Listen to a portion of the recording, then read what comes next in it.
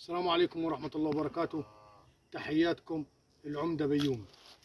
إن شاء الله نازلين بفكرة جديدة إن شاء الله، وبفكرة رمضان، وهو مسلسل العمدة بيومي.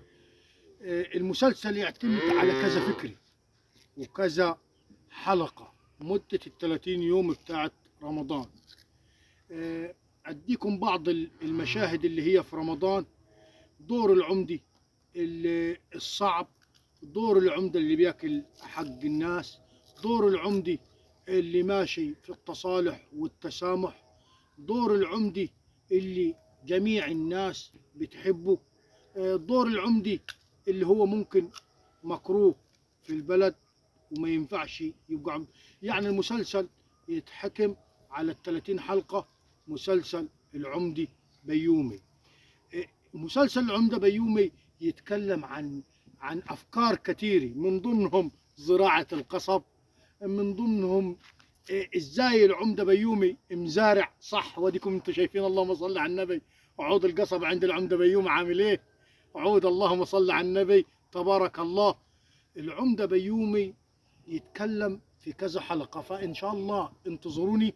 يمكن الفترة القصيرة دي عشان خلاص باقي شهرين على رمضان، بجهز للحلقات أنا والمجموعة اللي معاي، فانتظروني. يمكن في الفترة القليلة دي ما يكونش في فيديوهات كتيرة، ما يكونش في مسلسلات كتيرة، ما يكونش في محتوى هقدمه، لأنه بجهز للمسلسلات رمضان، وهو مسلسل العمدة بيومي. وإن شاء الله تبقى في الحقيقة وتبقى في الواقع إن شاء الله. وتحياتي لكم من أرض الواقع، ومن أرض قصب العمدة بيومي، ومن أرض أفكار العمدة بيومي. وإن شاء الله الفكرة تعجبكم إن شاء الله.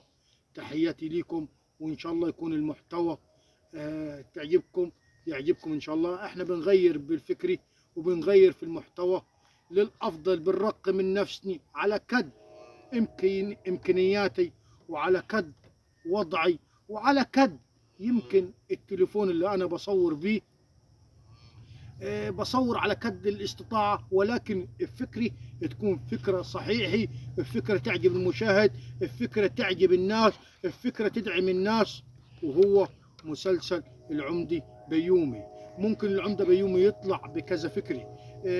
العمدة بيومي يطلع بأنه راجل متواضع. ممكن مش شرط أنه تكون الجلابية على كد أو في الوسط، لأنه هو الدور عاوز كده، أو الفكرة عاوزة كده.